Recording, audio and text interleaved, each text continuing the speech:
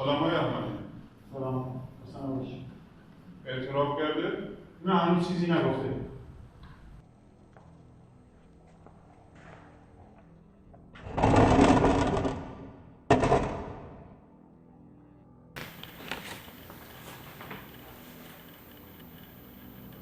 هر چیزی که هست تو بگو.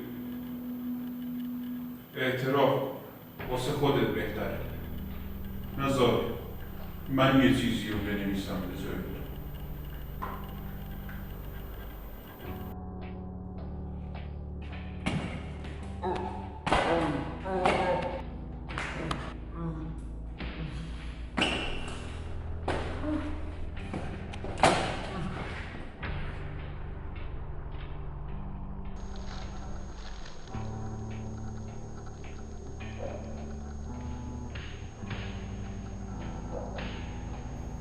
این بار بگو.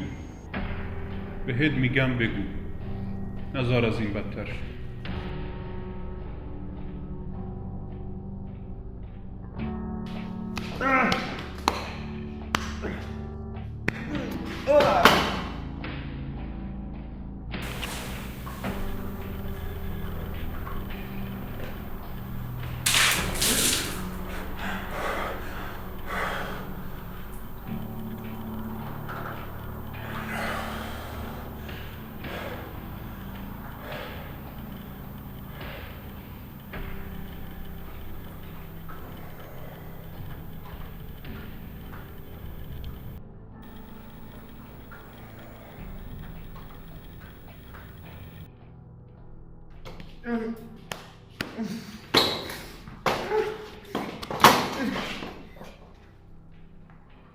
آقای احمدی، واسه امروز کافیه.